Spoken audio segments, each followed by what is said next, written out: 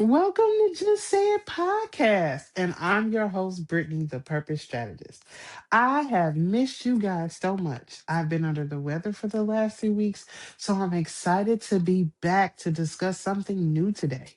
Today, we are going to discuss why rest is wisdom. But before we begin, I want you to unclench your jaws, drop your shoulders, and take a slow breath.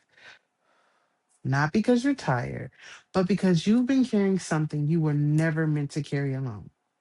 This episode is not about quitting, it's about resting without guilt. Because rest is not weakness, rest is wisdom.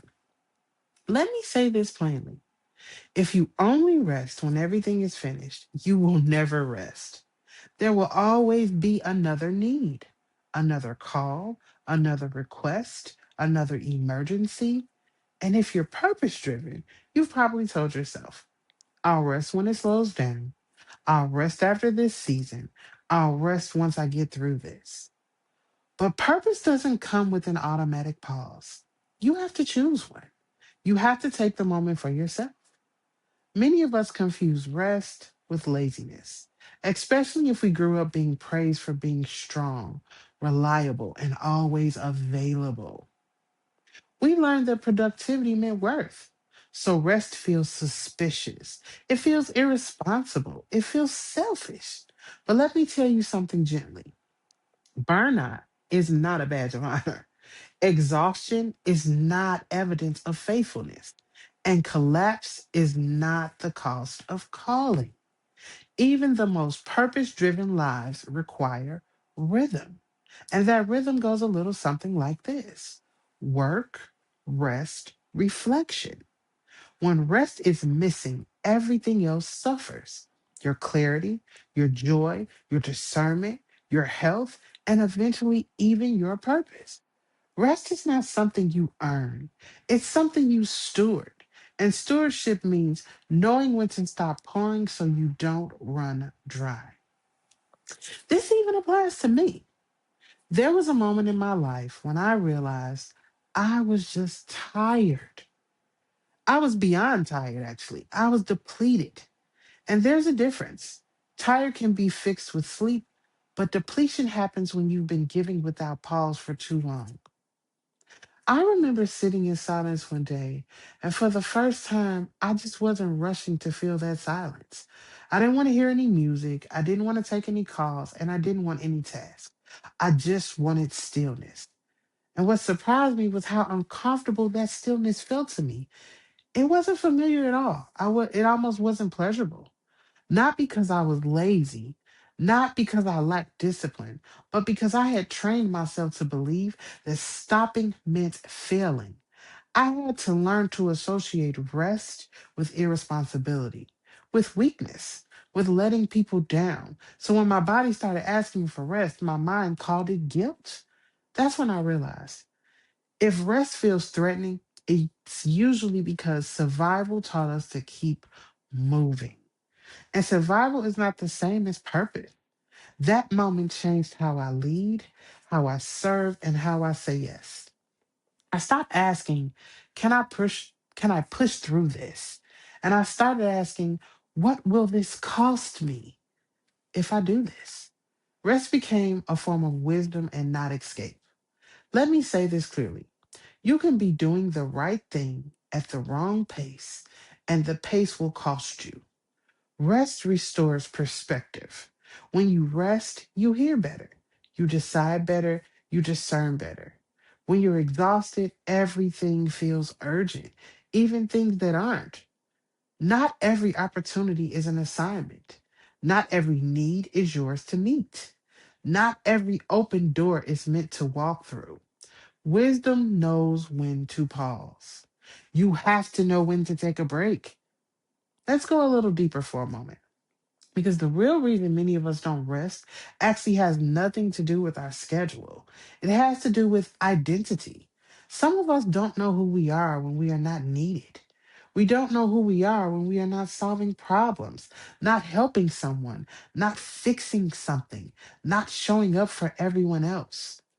For a lot of people listening, even right now, being needed became your personality. You became the dependable one, the strong one, the responsible one, the one who holds everything together. That definitely was me.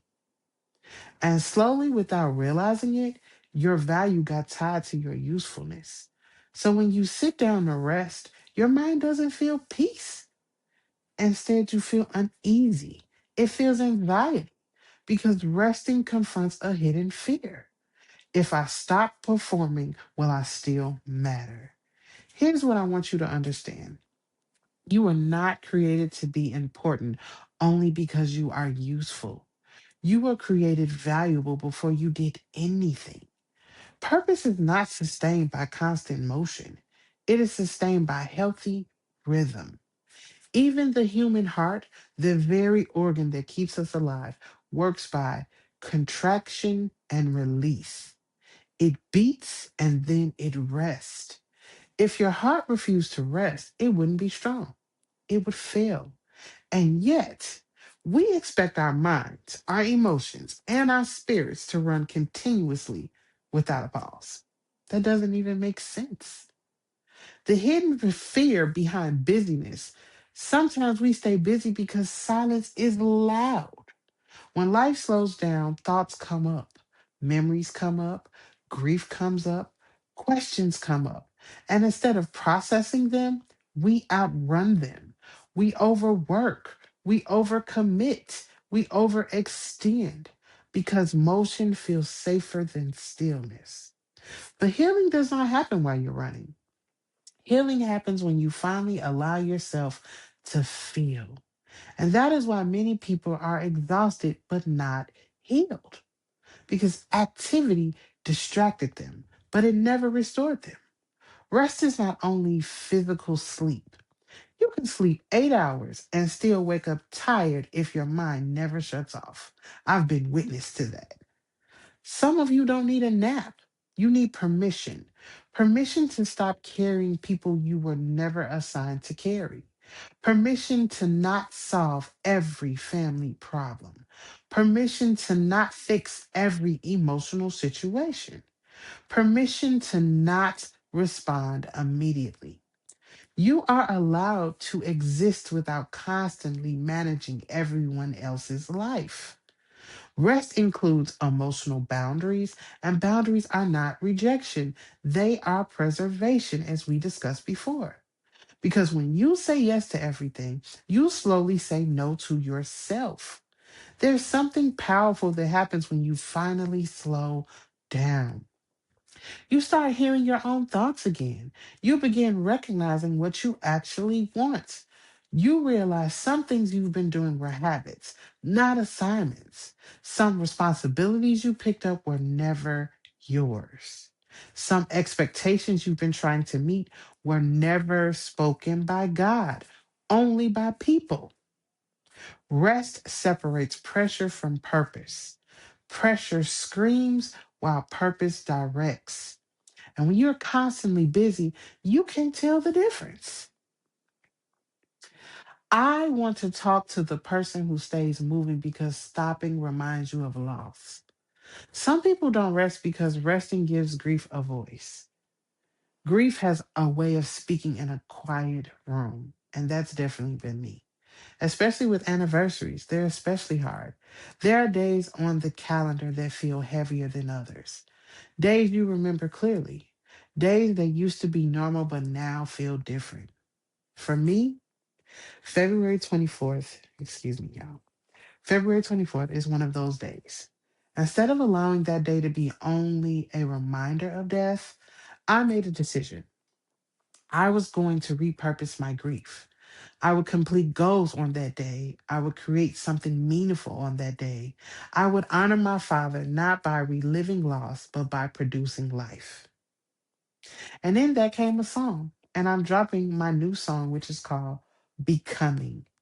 And it represents choosing growth where pain once lived. It represents healing forward because grief never fully disappears, but it can be transformed. And you can let pain freeze you or you can let it form you. And for me, February 24th has become a day of progress instead of paralysis, a day of purpose instead of only memory. Sometimes the hardest part of healing is allowing yourself to move forward. I'm choosing to move forward. We almost feel guilty by growing. We feel like smiling means forgetting. We feel like progress means leaving people behind. We feel like joy dishonors pain. But healing does not erase love. Growth does not cancel memory. Becoming who you were meant to be does not dishonor the people you lost. It honors what they poured into you. Your life continuing is not betrayal, it is legacy. And sometimes rest is definitely a part of that becoming. Because when you finally stop surviving, you can finally start living. As we close, I want you to remember this: your purpose does not disappear when you rest, it waits for you whole.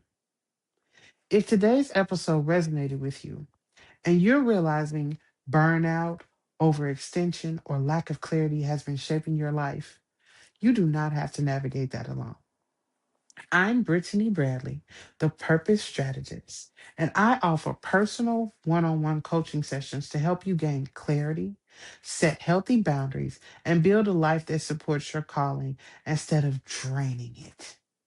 You can book your appointment today on my website, www.justsayitllc.com.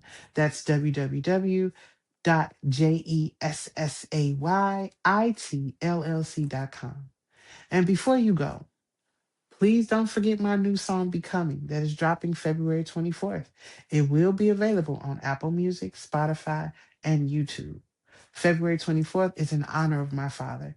It's a day that could have been only grief for me, but I made a decision to repurpose my grief, complete my goals, and keep becoming instead of reliving loss.